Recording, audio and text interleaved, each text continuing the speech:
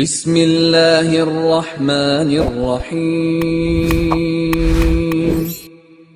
السلام علیکم ورحمۃ اللہ وبرکاتہ۔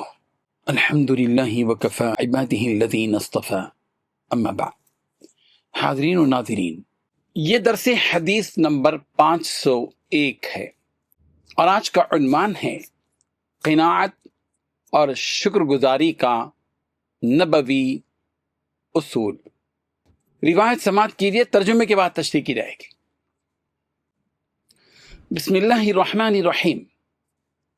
عن ابی ہریرہ رضی اللہ عنہ عن رسول اللہ صلی اللہ علیہ وسلم قال اذا نظر احدکم الى من فضل علیہ فی المال والخلق فلینظر الى من هو اسفل منه۔ ترجمہ یوں ہے، حضرت ابو ہریرہ رضی اللہ عنہ سے روایت ہے کہ رسول اللہ صلی اللہ علیہ وسلم نے ارشاد فرمایا، جب تم میں سے کوئی شخص ایسے آدمی کو دیکھے جو مال اور شکل و صورت میں اس سے بڑھ کر ہو، تو اسے چاہیے کہ ایسے شخص کی طرف بھی نظر کرے جو اس سے کم درجے کا ہے۔ کیا حکمت بھری حدیث ہے صاحب یہ۔ قربان جائیں پیغمبر پر صلاۃ ہو سلام ہو، میرے آقا محمد عربی صلی اللہ علیہ وسلم پر۔ کیا پیاری بات آپ نے فرمائی کہ جب آدمی ایک ایسے شخص کو دیکھے جو مال میں شکل و صورت میں دیکھنے والے سے بڑھ کر ہو، تو اس کو چاہیے کہ وہ ایسے شخص کی طرف نظر کرے جو اس سے کم درجے کا ہے۔ اللہ اکبر۔ یہ حقیقت ہے کہ انسان جب اپنے سے زیادہ مالدار، اپنے سے زیادہ صاحب ثروت اور اپنے سے زیادہ خوشحال اور اپنے سے زیادہ حسین و جمیل اور خوبصورت صاحب جمال کو دیکھتا ہے تو اس کے دل میں حسد، احساس کمتری اور ناشکری پیدا ہونے لگتی ہے۔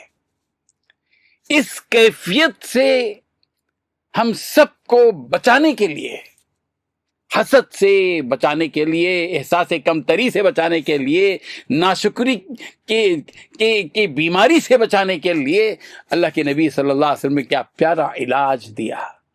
ارشاد فرمایا، دنیاوی معاملات نبی کریم صلی اللہ علیہ وسلم نے ایک نہایت حکیمانہ طریقے سے سمجھائے اس حقیقت کو کہ پیغمبر رسول رحمت صلی اللہ علیہ وسلم میں ہمیشہ اپنے سے کم تر حالات والوں کو دیکھ لو۔ پہلے پیغمبر حکمت بھری شکل ہم سب کو دے رہے ہیں کہ جب تمہاری نظر تم سے اچھے لوگوں پر پڑ جائے، تمہاری نظر تمہارے سے اچھی سواری والے پر پڑ جائے، تمہاری نظر تم سے زیادہ خوبصورت آدمی اور صاحب جمال پر پڑ جائے، تو ایسی صورت میں تم فوراً اپنا علاج کر لو کہ کہیں تم کو تمہارے اندر احساس کمتری نہ پیدا ہو جائے، ناشکری کے جذبات پیدا نہ ہو جائے۔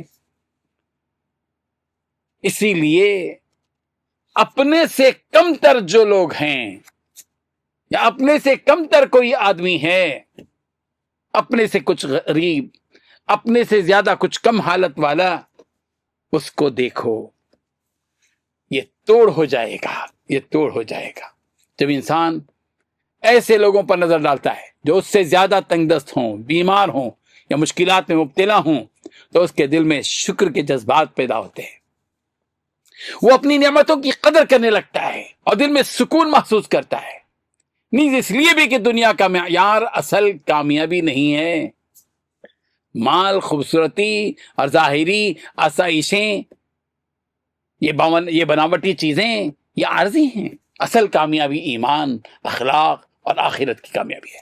اسی لیے دین کے معاملات میں ہمیں اپنے سے بہتر لوگوں کو دیکھنا چاہیے تاکہ ہم ترقی کریں دین کے اعتبار سے، اور دنیاوی معاملات آ جائیں تو اپنے سے کم تر آدمی کو دیکھیں تاکہ شکر کے جذبات پیدا ہو جائیں۔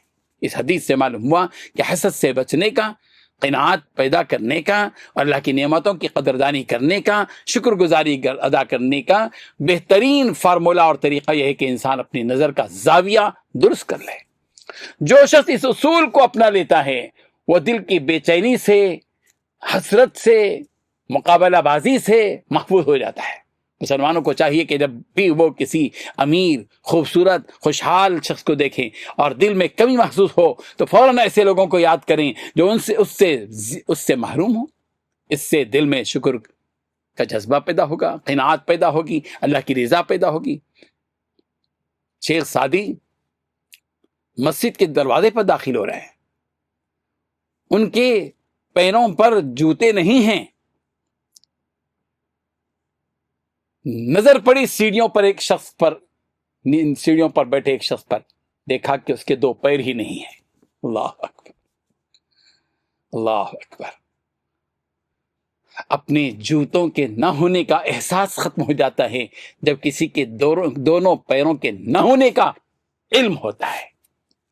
اللہ تبارک و تعالی ہم سب کو اس حدیث کی روشنی میں زندگی بسر کرنے کی توفیق عطا فرمائے، آمین۔ وآخر دعوانا ان الحمد للہ رب العالمین۔